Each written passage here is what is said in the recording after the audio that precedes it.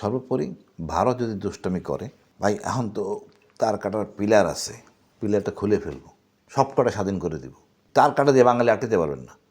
আমরা তো স্বাধীন হয়েছি, কত উন্নত হয়েছি আমরা। পশ্চিমবঙ্গ হইতে পারছে, ত্রিপুরা হইতে পারছে, তাদের মধ্যে খায়েশ নাই, আছে খায়েশ। তো বাড়াবাড়ি করলে অবস্থা ভারতে খুব খারাপ হবে। ভাই সহজ সমীকরণ, কোনো টাকা পাচার হবে না। এই পাচারের টাকা অর্থনীতিতে যোগ হবে, উন্নয়নের যোগ হবে, জনগণ ইনস্ট্যান্ট পাবে। এক। দুই, আফগানিস্তান থাকবে না। ওয়েট করেন, এই ভারতবর্ষ আফগানিস্তান শাসন করছে, এখন আপনার নাক শিটকাচ্ছেন আফগানিস্তান নিয়ে।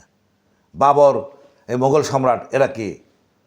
এসব তো আফগানের লোক, এরা আফগানি। সুলতানের মোগল সম্রাট যারা দেখেন সব আফগানি। আমাদের মুসলমান ইত্যাদি বক্তি খোঁজতে শুরু করে সব তো আফগানি লোক। এখন আফগানিস্তান যুদ্ধ করছে, দাড়ি টুবি রাখছে, এখন আপনি খেপে গেছেন। বাবর কি দাড়ি ছিল না? বাবর কি ওই জিনিস পরে নাই?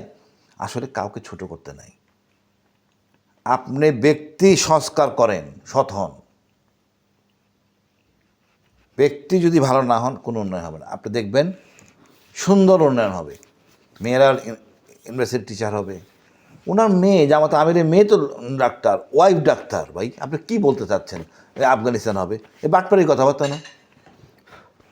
হলে মানে যদি হয় আফগানিস্তানের অর্থনীতি নিয়ে বা জনগণের তো কোনো আন্দোলন দেখছি না, তো যদি হয় তাতে অসুবিধা কিছু না না, কি হব আমরা কি ওই জিনিস মেনে নিব? অবশ্যই না, অবশ্যই নিব না আমরা। দেখো ওইটা চাই না। আমরা চাই শিক্ষিত হইতে। ইসলামে বলে না নেকাবের কথা। ভাই আমাদের না অথর্ব হুজুর রাখলে বলছে এইটা খোলা রাখতে হবে, যেটা নিয়ে আতঙ্ক ভাই মেয়েদের। আপনি এইটা খোলা না রাখলে তো মক্কায় আপনার হজ কবুল হবে না, ইবাদত কবুল হবে না। তারপরেও সমস্যা কোথায়? সমস্যা আমার হুজুররা, এদেরকে সংশোধন করতে হবে, সংস্কার করতে হবে। সর্বোপরি ভারত যদি দুষ্টামি করে, ভাই এখন তো তার কাটার পিলার আছে, পিলারটা খুলে ফেলবো, সব কটা স্বাধীন করে দিব। 18 কোটি লোক, আসলে 18 কোটি অনেক বেশি লোক। ও তার কাটা দিয়ে বাঙালি আটকাতে পারবেন না। আমরা তো স্বাধীন হয়েছি, কত উন্নত হয়েছি আমরা। পশ্চিমবঙ্গ হইতে পারছে, ত্রিপুরা হইতে পারছে, তাদের মধ্যে খায়েশ নাই, আছে খায়েশ। তো বাড়াবাড়ি করলে অবস্থা ভারতে খুব খারাপ হবে। ভারতের অবস্থা খুব খারাপ হবে।